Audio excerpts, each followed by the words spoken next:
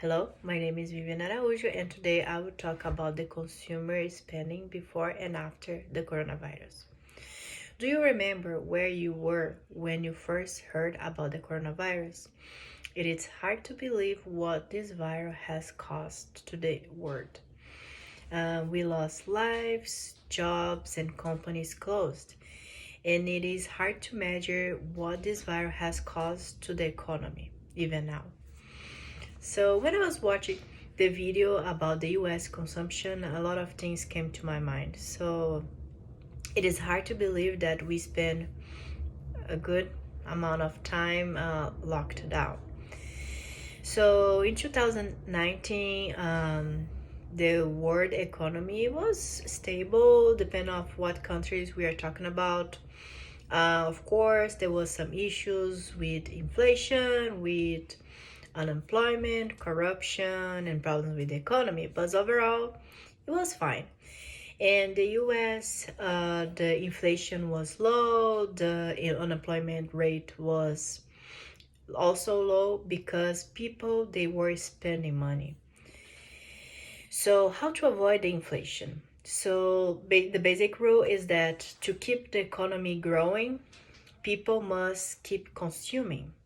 And before the pandemic, 70% of the US economy was based on consumer spending. But then, when the coronavirus, the lockdown, all these problems came up, everything changed. So during the pandemic, we can kind of like divide in two types of consumers. So the first step was people getting scared, they was in panic, so they bought food, they bought masks, they hand sanitizer, and of course toilet papers.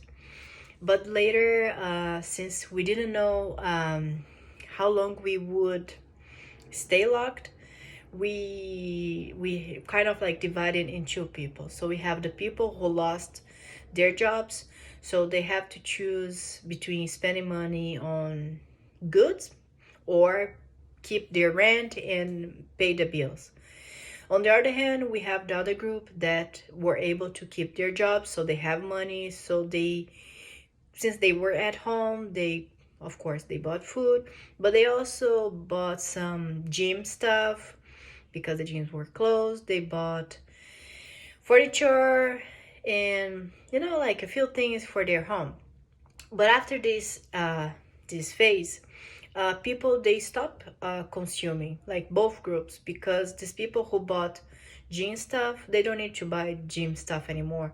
It was limited, so didn't make sense for them to buy another bicycle, for example. So since both groups they stopped consuming, the government tried to stimulate the economy. So they gave check to people so they could spend money, so we could help a little bit the economy. However, although it helped a little bit, it didn't solve the problem because people were scared, like what's going on. It was like too many uncertainties. And even now, 2 years later, countries and the market is still suffering from this impact. So we are discussing a lot about inflation and about recession, and it is even get more complicated because of the Ukraine-Russian war. Because, for example, the gas, it's getting way more expensive now.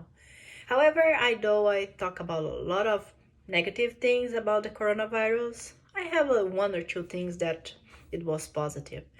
So the first thing is that some companies were able to profit with the coronavirus. So for example, especially at the beginning of the pandemic, a lot of people start using food apps.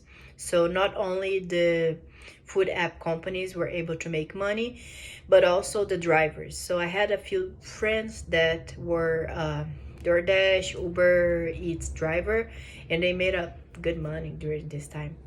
And also we have Amazon and similar companies. They also were able to profit because people, since all stores were closed, people start by Amazon.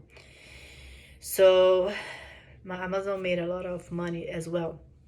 And even now, a lot of people, they are preferring to buy online instead of driving and go to the store.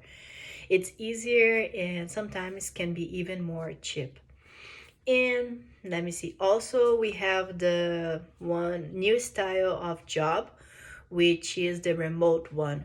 So people are able to work from home. So they just needed like a good internet and a computer, and they are good to work. And finally, I know it didn't change the issue with age, like retirement, that we have this issue, but I think it's worth to mention that a lot of people had kids during the pandemic. So even though it didn't solve the problem, I think it's worth to mention. So thank you for watching.